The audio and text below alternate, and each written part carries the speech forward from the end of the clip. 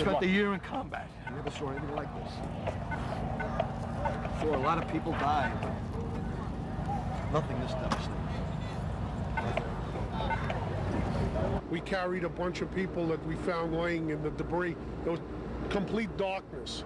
We stumbled over some people, we picked them up and carried them across the street. You could hear the rumbling. When you looked up, you could see the top of the building just crumbling. I heard the sound of the rumble, and I ran. I heard the rumble, and I just heard the rumble, and then I ran like hell, and there was a large wind coming. It started from the train.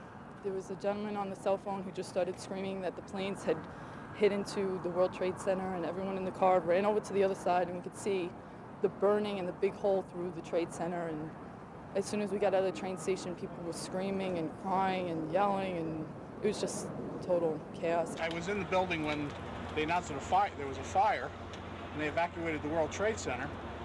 And then when we got outside, you looked up and we saw flames and smoke. And then as we were moving away from the building, I heard, a loud explosion, and saw the second tower caught in flames.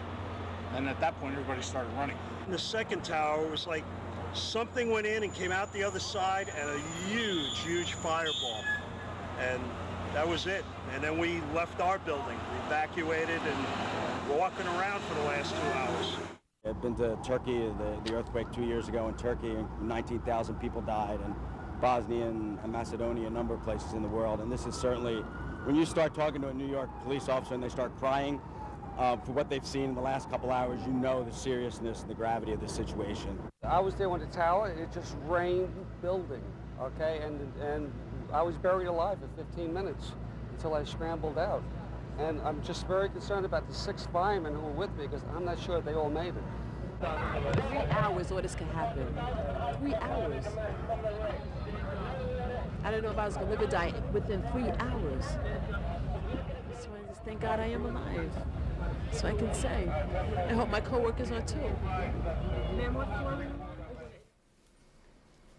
For those of you joining us, it is 5 o'clock Eastern Time, and you are joining a live special of NBC News on the attack on America.